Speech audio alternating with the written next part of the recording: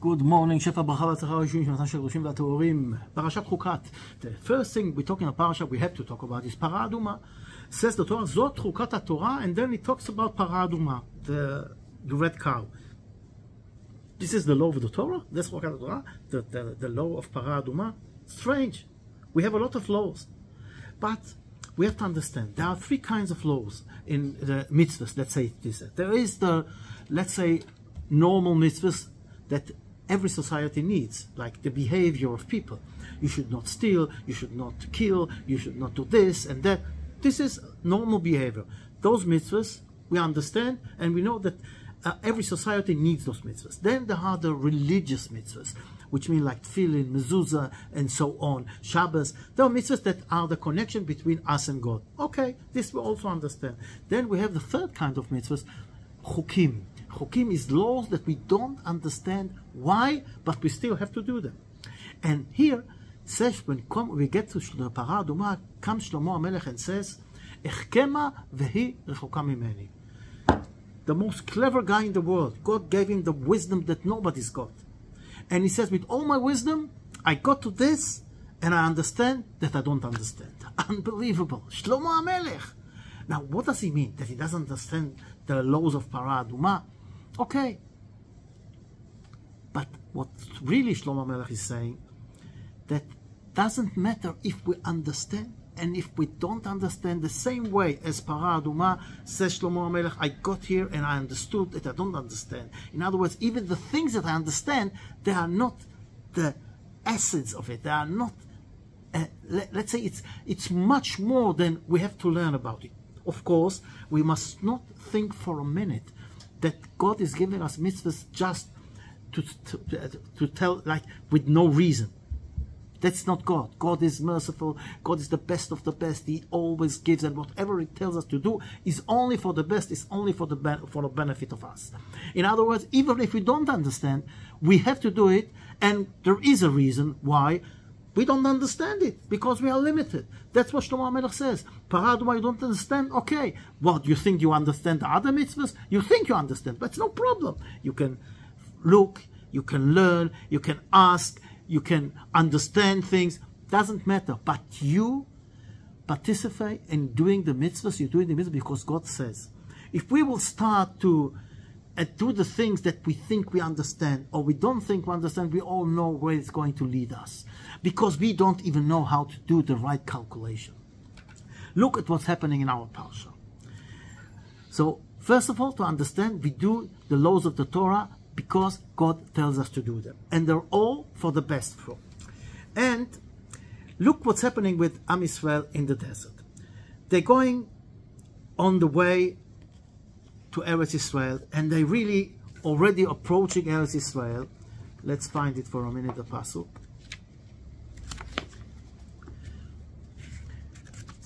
We have the problem with the water, of course, that they complaining about water. Why did you bring us to Egypt? And then they have this Moshe Rabbeinu hits the rock, and the water comes, etc. And now they have water, and now again, after the war with Sichon, which also will come to it back in a minute,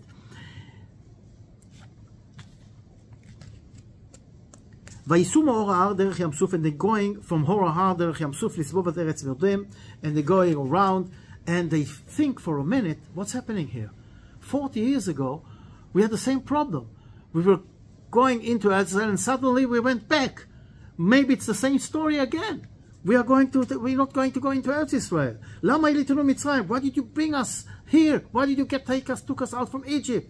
And again, and lechem and mine, there is no bread, no water. 1 minute, what? 2 minutes ago you got water. What are you complaining on? Unbelievable. And lechem, you've got no bread? You got manna from heaven. You have a bread from heaven. Why are you complaining? And then the punishment, Vayishlach Hashem et hanechashim, snakes. Why snakes? And then what is saving them? A copper snake. What's the snake doing to do with the thing they did, with the thing they sinned? What does it have to do with the complaint on bread and on water? And here we want to ask another question. 40 years they are going in the desert, no complaints about the bread. Suddenly again we hear the same complaint that we heard when they went into the desert, going out of Egypt. Why? For 40 years or 28 or 38 years, they're not complaining. And here is something very important. And this has to do with the snakes. The snakes, normally, we all know they are dangerous. You have those poisonous snakes, and when they bite on you, when they hit on you, you're dead. But in the desert, they had a miracle. They had snakes there and scorpions, but they all were like pets. They didn't do anything wrong. The children were playing with them. And suddenly, those same snakes are biting them and killing them. What is God telling them? You see, why did they complain on the bread from heaven in the beginning? Because, you know, there is a different feeling when they give you a pill, a green pill, and say, this is a steak filet mignon. This is strudel. This is ice cream. You want to see, you know, there are so many courses, and you see on the television and programs to show how to serve the food. Because we eat with our eyes. You come to a fancy restaurant, sometimes the decoration is bigger than the food itself. It's how you present the food. It looks wow. You know, if the food is presented not good, you don't want to eat it. So in other words, the first thing you eat with your eyes. Now, when they got out of Egypt, they remembered all the steaks and the fish and the fruits, how they look, and that you bite them and you feel them and you smell them. And suddenly they eat this heavenly food. Yes, they had all the taste of the world, but as I said, it's like they're giving you pills in different colors, and this is a steak, this is ice cream. This is not the same. You don't enjoy it. Yeah, you taste, you swallow the pill, and yes, you suck it, and yes, it's a steak. But it's not the same like eating a real steak, like eating a real apple, like eating real ice cream. It's not the same. And this is why they got tired of it. Now, look at something else. After 40 years, they are approaching Eretz Israel. And suddenly, all the young generation, all the thing, they see again real food. They smell the grill that people are doing, the barbecues. They see the fruits. They see all those things that people are eating, and they want to see the food. And how dare you? Getting food from heaven and wanting this physical, materialistic food? So God is showing them the snakes. Those snakes that you thought they are pets, they are not pets. They are animals that kill. And look what's happening now. The snakes are killing them. And a lot of people are being killed. And what is saving them? Look up to the snake, Kokopher's snake that Moshe Rabbeinu did. This to show you that not the snake is killing you, but the sin is killing you. In other words, it's teaching us to look at things in the right way. And this takes us a little back to one of the interesting points of our parsha, which is also very interesting. By the way, before we say that there is, I'm not going to look for it now, but in Pirkei Avot it's written that Rabbi Yochanan, I think, is asking his Talmidim, what is the best thing? So, what is the best thing to get close to, and what is the best thing to get away? And one of the answer is that Rabbi Eliezer says, Ayin Tova, a good eye. And what is the way, that what you should go away from? Bad eye. And the same thing, we see what are the qualities of the children of Abraham, us. One of them is Ayin Tova, Ruach Nemucha, etc., etc. Ayin Tova. And what is the signs of the others? Ayin Ra'ah. Again, we see the power of looking at things. And we should always look at things in the right way.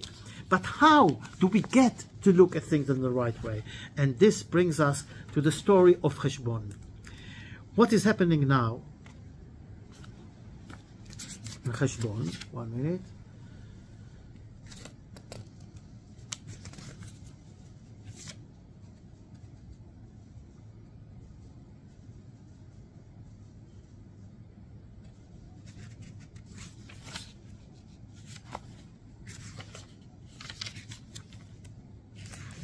it? Oh, sorry, it's afterwards.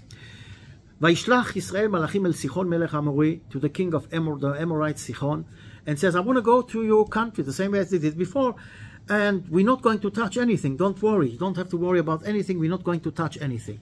So he doesn't let them go there. Why he doesn't let them go there? Sorry. And he comes to fight with Am Yisrael, and what's happening now? Am Yisrael are fighting and winning, and with the thing is written, ויקהו ישראל לפי חרב, וירש את ארצו מארנונה דיבוק על בני עמון כאז גבול בני עמון, ויקח ישראל כל הערים האלה, וישב ישראל בכל ערי המורי בחשבון ובכל בנותיה. There is a very interesting thing that is mentioned, the חשבון ובנותיה. חשבון is a town, is a city that was originally belonged to Moab. Listen, it was a very hard city to conquer, but he did it, Sichon, and he thought, wow, what a big shot I am. And who knows, they talked about it on the television, in the press, and everywhere, did victory parades and albums and etc. And he didn't know. Cheshbon is calculation. And he didn't know the right calculation. What God did here is, he took Cheshbon from Moab, gave it to the Amorite, and now Am Yisrael can take it from them. Why? Because it's written, if Cheshbon was belonging to Moab, it says, Lot Tagor et Moab, we are not allowed to touch Moab, not allowed to fight with Moab. But now, when the Sichon took the Cheshbon from Moab, now we can take it. In other words, he thought he won, wow, but he didn't really know that he's taking Cheshbon from Moab and giving it to Am Yisrael through the wall, whatever it is. And then comes a very important sentence.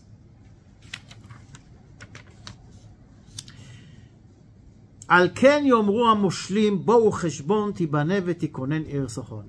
This is why the governors saying, come, let's do calculation, and Sichon will be built and prosper.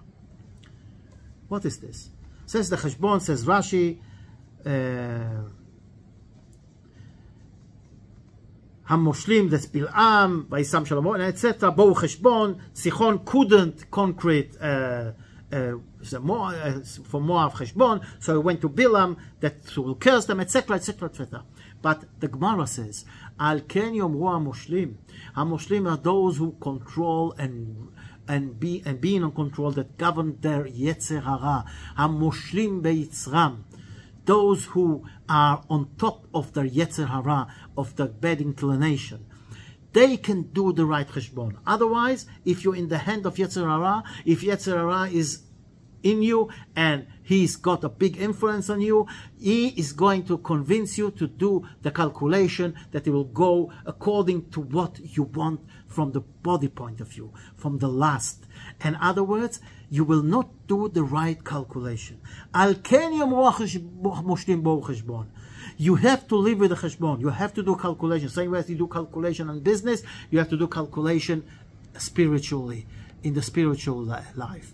And the right cheshbon can be made only if you control, if you rule on Yetzer Hara.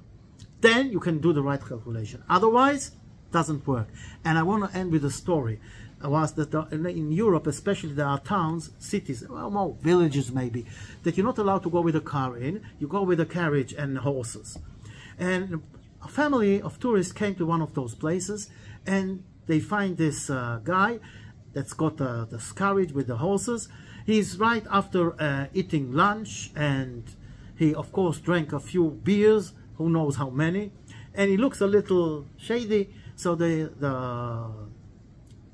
father tells him, see, I'm here with the family, I want to be very careful, hold your horses, that they will not control them, hold them with the moshchot. I don't know how you say moshchot. Anywhere, they're going on the way. Everything in the beginning is okay. But you see, the horse also wants to eat, and he sees this grass on the side. Wow, looks good.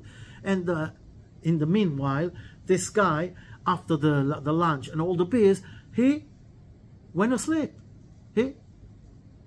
and he's sleeping, and the horses are going, and suddenly they see this grass on the side, and they want to eat it, and they go, and the carriage falls down, and everybody falls out, and they get injured, etc., etc., etc. So of course the father gets to this guy and says, "What did you do?" And pinky punch. Says, "What do you want from me? My horses are very clever, they know the way." He says, "What do you mean to know? It's a beast. And a beast goes after the last. If the beast wants something, she doesn't. You have to control it. You have to hold the moshchot. Otherwise, who knows what's going to happen?" And you see what happened. Says the Chafetz Chaim Zatzal, it's exactly in life. We are built from the neshama and the body. And control has to be always with the neshama, with the mind, with the sechel, with the head. If we let on the horses to go, the body to go by itself, it will lead us to disaster. So always in life, do the right calculation. And the right calculation can be made only if you're on control, if you hold the horses, if your neshama is on control on the body. And do the right calculation and look in good eyes about what's happening around you. And when you look in good eyes, you also will understand that God, whatever He told us to do, is the best for us, even if we see it, and even if we don't see it, because we don't see everything that we have to see. We see only the surface. We see only the outside. The same way as they thought that the snakes are their friends, and then they realize that they are no friends, they are enemies, and they bite them and they kill them, the snakes, because God showed them what is the real way of looking at things. And how do you look in the real way and understand what to do and what not to do? Only if your mind, if your neshama is controlling the body. All the best. Shefa Baruch Havatzloch.